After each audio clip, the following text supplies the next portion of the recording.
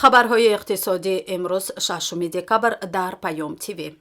тоҷикистон мехоҳад дар 3 соли оянда наздик ба $1 миллиард амрикоӣ қарзи хориҷии худро диҳад. ин нуқта дар лоиҳаи буҷети давлатии тоҷикистон барои соли 2023 ва нишондиҳандаҳои он барои солҳои 2024-2025 мушаххас шудааст.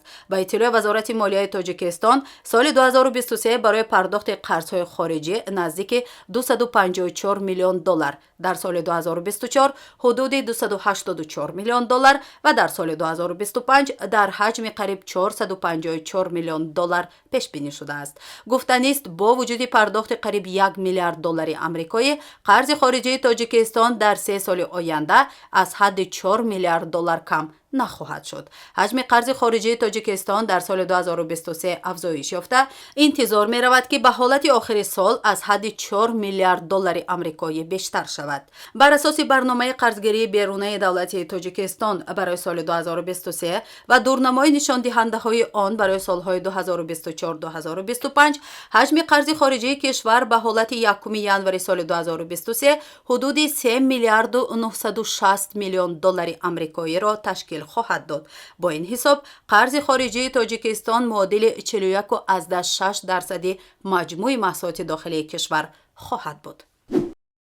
дар машҳади Эрон рӯзи 21 декабр конфронси имконоти тиҷорат бо Тоҷикистон ва сармоягузорӣ дар ин кишвар баргузор мешавад. ба гузориши хабаргузори Иран.ру дар ин бора палатаи савдо, саноат, маъдан ва кишоварзии Эрон хабар додааст. дар ҳошияи конфронс мулоқотҳои бедубе миёни тоҷирони дуҷониб дар бахшҳои саноати хӯрокворӣ, масолиҳи сохтмонӣ ва хадамоти муҳандисӣ баргузор мешаванд. охири моҳи июни соли ҷорӣ миёни Эрон ва Тоҷикистон дар Теҳрон як ёддошти тафоҳум барои густариши ҳамкориҳои дуҷониба дар арсаи тиҷорат ва саноат имзо шуда буданд.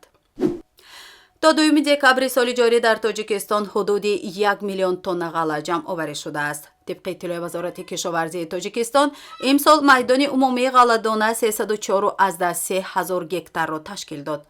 аз тамоми ин майдонҳо, аз ҷумла дар вилояти Хатлон, вилояти Сухт, ноҳияҳои Тобеи Ҷумҳурӣ ва вилояти Мухтори Кӯҳистони Бадахшон ҳосили ғалла ҷамъоварӣ шудааст. ҷамъоварии умумии ғалладона 976,559 тоннаро ташкил додааст, ки нисбат ба ҳамин давраи соли гузашта 75,739 тонна зиёд мебошад. то 2 декабри соли ҷорӣ дар Тоҷикистон беш аз 820,000 тонна картошка ҷамъоварӣ шудааст. тибқи иттилои вазорати кишоварзии Тоҷикистон, аз майдони 31,634 гектар картошка ҷамъоварӣ карда шудааст. дар ҷумҳурӣ 821,340 тонна, ё нисбат ба соли гузашта 185,181 тонна зиёд картошка ҷамъоварӣ карда шудааст. ҳаҷми гази моеъе ки Тоҷикистон аз моҳи январ то сентябри соли равон харидорӣ кардааст, наздики 235,000 тоннаро ташкил медиҳад. тибқи иттилои Argus Media, ҳаҷми воридшудаи гази моеъ дар 9 моҳаи аввали соли равон дар муқоиса бо ҳамин давраи соли гузашта 17.2% камтар мебошад. ин дар ҳолест ки таи моҳҳои январ-сентябри соли 2021 ба ҷумҳурӣ наздики 284,000 тонна гази моеъ ворид шудааст. ин нисбат ба соли 2022 49,000 тонна зиёд аст. таъминкунандаи асосии Тоҷикистон бо гази моеъ ҳамону Қазоқистон боқӣ мондааст. 86% воридоти гази моеъ ба Тоҷикистон аз ҷумҳурии Қазоқистон сурат гирифтааст. ҳудуди 8% гази моеъ аз Ӯзбекистон ва 3% аз Русия ба Тоҷикистон ворид шудааст. нархи арз. бонки миллии Тоҷикистон арзиши сомониро нисбат ба асъори хориҷӣ барои имрӯз 6 декабр эълон кард. тибқи нишондоди Бонки миллии Тоҷикистон, арзиши 100 рубли русӣ барои имрӯз 16 сомониву 5 дирам аст. ин ниҳод қурби миёнаи фурӯши $100 Иёлоти Муттаҳидаи Амрико дар муассисаҳои қарзии Тоҷикистонро 1021 сомонӣ арзёбӣ кардааст.